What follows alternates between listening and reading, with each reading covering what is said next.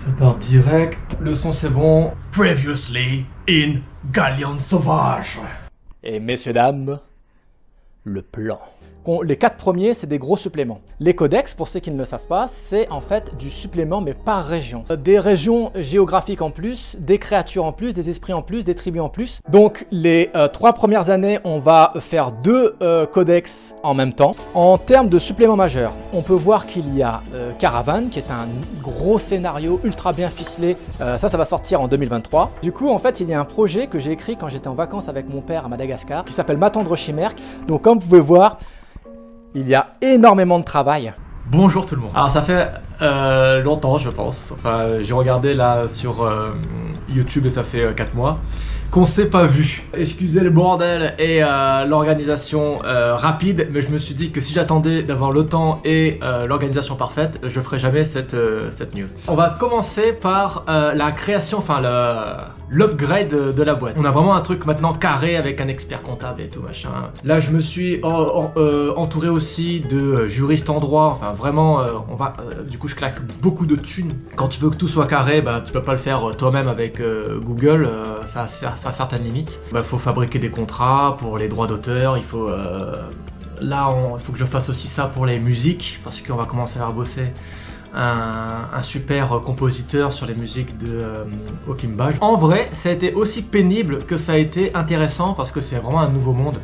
Aller faire des allers-retours au greffe du tribunal pour déposer des papiers pour la boîte, me former à ce niveau-là. Et en fait, c'est un nouveau monde et c'est très chouette. Voilà. Il y a quand même des galères qui sont arrivées. Déjà, premièrement, il a fallu migrer le site. Et ça a été un enfer. Alors, s'il y a un truc que je me rappelle, c'est la migration du site, quoi. C'était vraiment un enfer de fou. J'en profite que je fais le montage là pour remarquer que j'ai omis de parler de quelque chose d'important. C'est que vous avez dû, sûrement pas mal d'entre vous, recevoir un mail de Galion Sauvage qui vous a demandé de changer votre mot de passe. Et ben c'est tout simplement dû à cette migration de site. Tout simplement par mesure de sécurité. Et en fait, j'ai demandé à l'un d'arrêter l'hébergement de l'un côté pour pouvoir donner l'accès au nouveau, quoi. Moi je pensais que ça allait s'arrêter et l'autre il allait prendre le relais mais instant, quoi.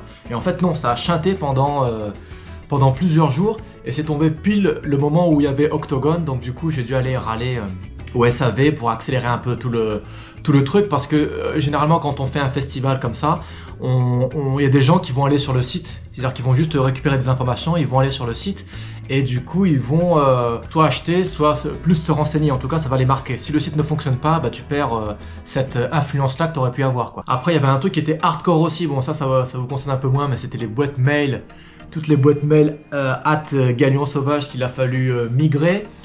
En fait il y a beaucoup de choses qui ont dû être migrées et je m'étais pas rendu compte à quel point j'avais souscrit de services. Par exemple, typiquement, la dernière fois il y a Okimba qui a failli brûler, je sais pas si vous vous rappelez de cette news là.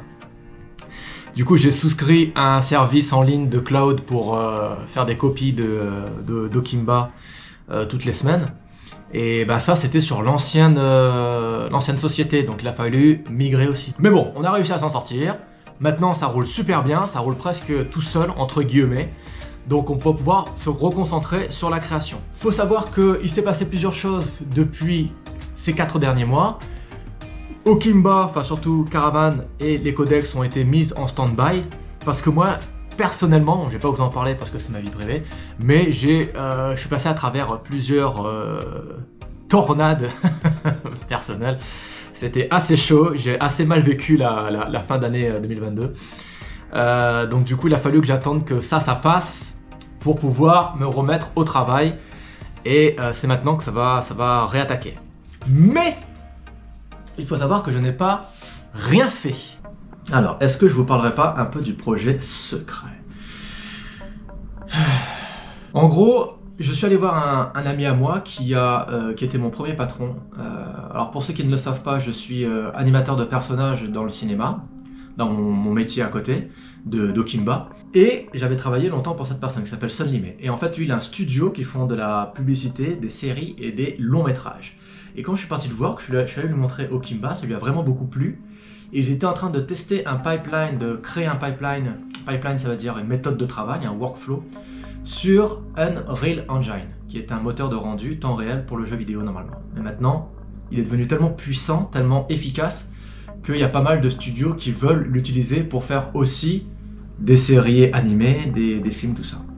Et donc du coup, là, il m'a fait une proposition, il m'a dit si t'as un truc assez court, parce que je veux pas un truc de 15 minutes, fais-moi un truc court, et moi je te produis ce que tu veux, sous Okimba. Du coup je fais bingo, on va là-dessus. Et alors du coup moi j'ai fait une cinématique, qui est une petite histoire assez courte, plus de type trailer, plus quelque chose qui va intriguer les gens et les ramener sur l'univers d'Okimba. Et en gros une publicité ultra haute qualité pour Okimba le jeu de rôle. Ce qui va beaucoup nous aider, parce qu'en termes de visibilité, cette image-là, cette vidéo-là, elle va tourner partout, on va faire les festivals, enfin c'est vraiment... Moi je vous parle de trucs AAA, grosse qualité d'image. Nous ça fait que ça sonne encore plus que moi, enfin, je crois que ça fait 20 ans qu'il est là-dedans, moi ça fait 10 ans. Donc du coup, on est assez chaud quoi, donc on va vraiment faire quelque chose de bien. J'ai saisi cette opportunité-là, ce qui fait que ça va flinguer tout mon temps de libre. Parce que même si on n'est pas sûr que ça puisse se faire, et ben pour... Enfin c'est un peu comme tout quoi, faut prendre des risques quoi. Faut bosser dans l'espoir que ça va marcher. Mais en tout cas si on bosse pas on va pas avoir. Donc, et en gros on peut faire... Là ce qu'on doit avoir c'est du financement. On doit chercher du financement. Ça veut dire que ça soit du financement privé, donc des gens qui vont faire voilà moi ça me plaît, je mets un billet dessus. Que ça soit des aides aussi. Donc le CNC par exemple, ou Mega Grants, et puis notre billet à nous quoi, faut qu'on mette nous aussi on mette notre billet. Tu montes ton financement comme ça, et si tu as la somme qu'il faut pour faire le projet, et ben on y va. Il faut savoir que le monde de l'animation c'est extrêmement cher. On dirait pas comme ça, mais faire un dessin animé c'est extrêmement cher. En général, on peut dire que c'est entre, selon la qualité de l'animation, c'est entre 15 000 à 35 000 euros la minute. Donc je vous laisse faire le calcul. Mon court-métrage fait 2 minutes 30. Donc du coup, il faut qu'on trouve cet argent-là, et si on l'a pas, ça peut tomber à l'eau. C'est pour ça que je voulais pas en parler, parce que pour ne pas décevoir. Mais, en fait, vous allez souvent me voir bosser dessus, je vais communiquer avec des images, donc en fait, vous n'allez pas bien comprendre ce que je suis en train de faire sur le côté, donc je préfère vous le dire. Et en gros, là où moi j'ai dû travailler déjà d'emblée, c'est qu'il faut qu'on fasse des dossiers pour plaire aux financeurs, pour plaire aux aides. Il y a des dossiers qu'il faut faire. Et dans les dossiers, on peut pas juste marquer 3 lignes, voilà, c'est un univers avec des anthropomorphes, tribal, basta, donne-moi l'argent. Tu es obligé d'un peu, tu vois, donner envie, quoi. Et pour donner envie, il faut faire des visuels, il faut faire une animatique, c'est un storyboard. Pour ceux qui ne savent pas, en gros, tu fais tout le court-métrage, mais en dessin simplifié. Et du coup, ça te donne un peu toute la trame générale du court-métrage. Qu'est-ce qui va se passer à l'intérieur? Même si les dessins sont pas parfaits, au moins, tu as une vision globale du projet. Et ça prend beaucoup de temps. Surtout que là, je suis tout seul dessus. Il y a Gabrielle, qui est une prod, qui m'a rejoint aussi dessus. Elle s'occupe de tout ce qui est dossier, de vraiment faire un truc carré, le planning, le matériel, l'organisation, la logistique. Ça, c'est vraiment très agréable de pouvoir compter sur quelqu'un comme ça. On a des réunions tous les vendredis, c'est assez carré. Ça fait avancer le projet, ça c'est top. Alors aussi, ce qu'il faut savoir, c'est que ce projet-là, c'est une publicité. C'est une publicité slash cinématique pour Okimba. Mais en fait, ça va nous servir de démo technique, de pilote, si demain on veut faire la série animée Okimba ou le long métrage Okimba qu'on va vendre par exemple à Netflix. Parce que moi là je vais me mettre à écrire le bouquin, ça veut dire qu'on va avoir la vraie histoire, vraiment histoire de Okimba qui va être faite. Bon, ça va pas arriver demain, hein, mais ça va arriver. Si demain on veut faire adapter ça en série animée, eh ben on peut dire, regardez, il y a les bouquins, on sait où on va, et regardez, on a le pilote graphique, enfin le court-métrage de 2 minutes 30, on sait comment le faire. Esthétiquement, ça sera comme ça. Parce que bien sûr, ça sera pas de la 3D classique. On va faire un petit rendu pastel, un truc artisanal comme on aime bien, quoi, comme Okimba. Alors du coup, on peut parler maintenant de Octogone. Alors Octogone, c'était assez particulier parce qu'on n'a pas fait d'argent. On a dû gagner 100 balles, tu vois. Vu les dépenses que ça nous a coûté de ramener tout le monde à Lyon, notamment les gars qui venaient de Belgique, de payer l'hôtel, payer la bouffe, tout ça. On n'a pas fait beaucoup de thunes. Par contre, on a fait beaucoup de rencontres extrêmement sympathiques, extrêmement agréables. Donc c'était cool en plus aussi de commencer à revoir les mêmes personnes qu'on avait vues à Trolls et Légendes. Donc ça c'était vraiment chouette, et puis Octogone c'est massif quand même quoi, c'est quand même assez gros. En plus de ça, on a eu un rebond, chaque festival on a toujours ça, c'est qu'il y a un rebond, et il y a toujours une dizaine de ventes qui se font la semaine après le festival, sûrement des gens qui ont juste vu ou entendu parler d'Okimba, qui sont venus nous voir au stand, et puis après qui ont cherché sur internet ou qui se sont décidés à l'acheter sur le site. On a rencontré, il y a Fibre Tigre qui a fait un insert de notre livre dans son live, ça c'était super cool. Il y a MJ Masqué qui nous a aidés. Et tu vois, franchement, ces gars-là, je les trouve vraiment incroyables parce que, tu vois, c'est de l'aide c'est vraiment de l'altruisme, quoi. C'est-à-dire que les gars, ils ont une passion pour le jeu de rôle. Ils voient un produit Okimba qui a une certaine qualité, ou en tout cas, on voit la sueur des gens qui ont travaillé dessus. Et ils vont faire une vidéo, ils vont prendre de leur temps, de leur logistique, tout ça pour les valoriser, et je trouve ça vraiment très cool quoi. Et c'est là que je me rends compte que c'est un milieu niche qu'on a, le jeu de rôle, mais c'est quand même un milieu, enfin moi pour l'instant que j'ai l'impression qui est très bienveillant quoi. Donc Octogone, super positif. Par contre, je ne sais pas si je vais les 2 prochaines années faire beaucoup de salons hors Île-de-France, là où j'habite, parce que c'est très fatigant. C'est vraiment très fatigant, je suis obligé de prendre 2 jours de congé, vendredi, lundi. C'est vraiment compliqué pour moi, et c'est pas du tout rentable. Là par exemple, on a fait un autre festival tout petit, que je crois que ça s'appelait tout simplement le festival du jeu, je crois. Le salon du jeu. Le salon du jeu qui était au Kremlin Bicêtre. Et moi j'habite pas trop loin, donc je suis venu en voiture le matin même avec quelques cartons de bouquins. Et on n'a pas fait beaucoup, mais vu que ça nous a coûté rien, et ben mine de rien c'était beaucoup plus rentable quoi. Et c'est de l'argent qui peut être réinjecté derrière dans des codex, dans des suppléments. C'est quand même quelque chose que je vais commencer un peu plus à réfléchir.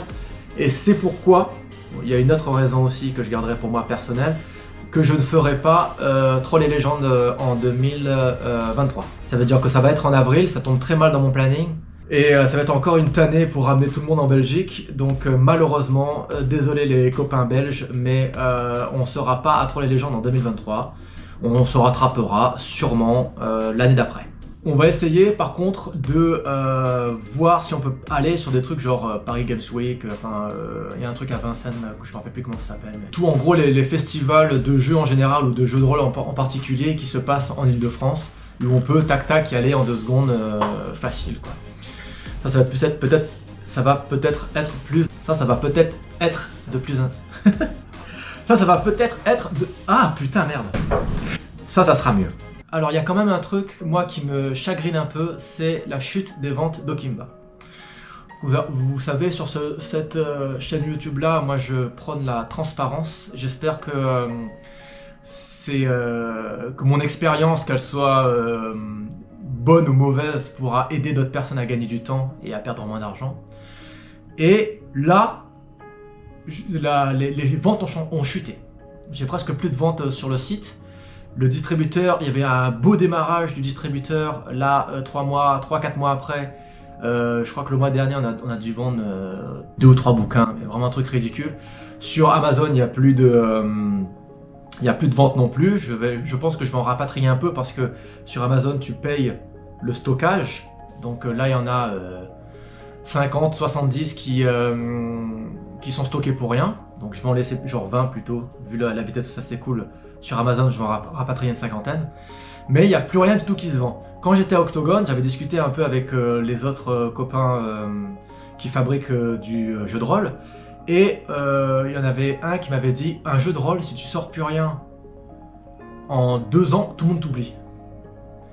Et là, je m'en rends compte. Alors moi, je sais pas, ça fait 2 ans, 2020, 2022, ça fait 2 ans, c'est ça.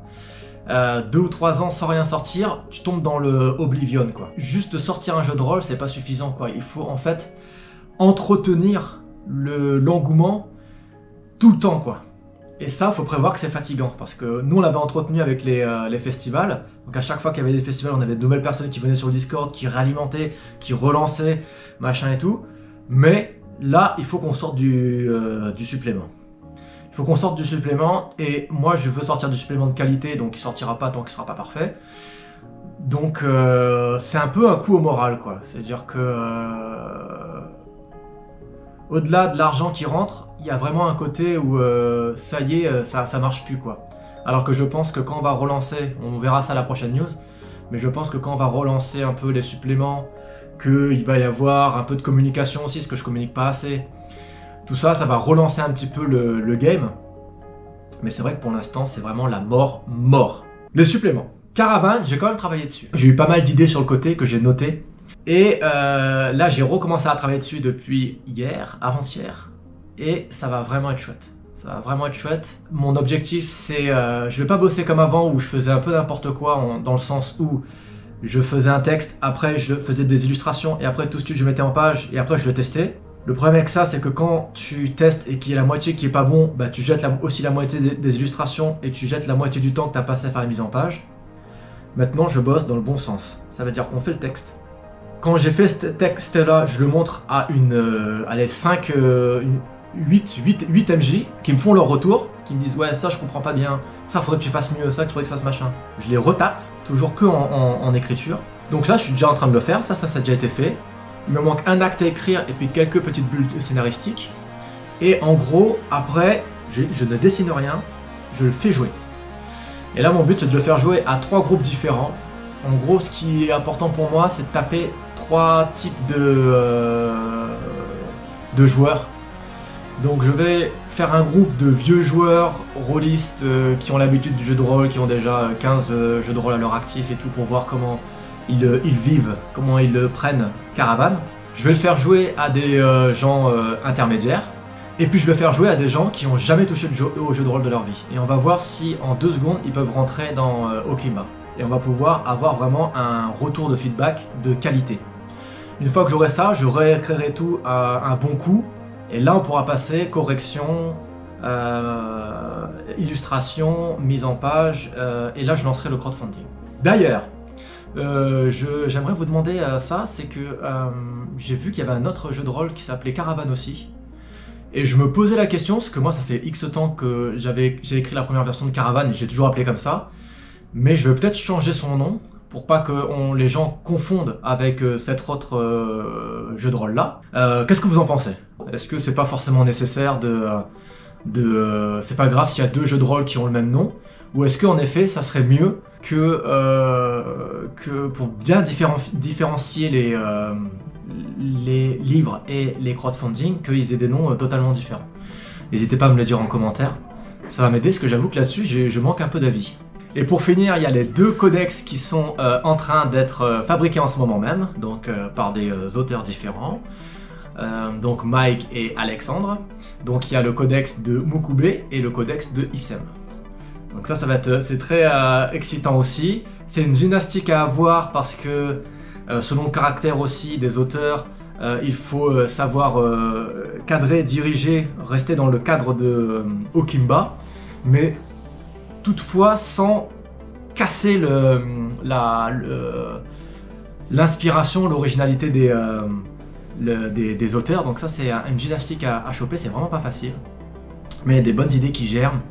Il est vraiment très intéressant, donc je suis pressé que ça avance aussi. On en reparlera plus tard, parce que c'est vraiment à un stade de démarrage. Du coup voilà, je vous ai fait la petite news un peu de manière chaotique, un peu comme d'habitude, hein. Mais en tout cas comme ça vous avez des nouvelles, vous savez que il y a tout qui va bien maintenant, mais que on a eu des chemins de traverse, hein, comme on dit, et que du coup ça ralentit notre travail, forcément c'est la vie, c'est comme ça, mais du coup qu'on est toujours sur les rails et que ça va être quand même des beaux projets, même s'il va falloir qu'on attende un petit peu plus longtemps que ce qui était prévu dans le planning. Bon, en tout cas, je vous fais d'énormes bisous, je vous dis à la prochaine, on va essayer de faire en sorte que la news soit plus rapide cette fois-ci, et je vous souhaite le meilleur, que ça soit sous l'univers du Okimba ou sous un autre. Ciao tout le monde! Et au fait, j'ai fait aussi une petite interview avec Guise, un super gars que j'ai rencontré, qui m'a contacté. C'est de super bonne qualité, je vous conseille d'aller le voir.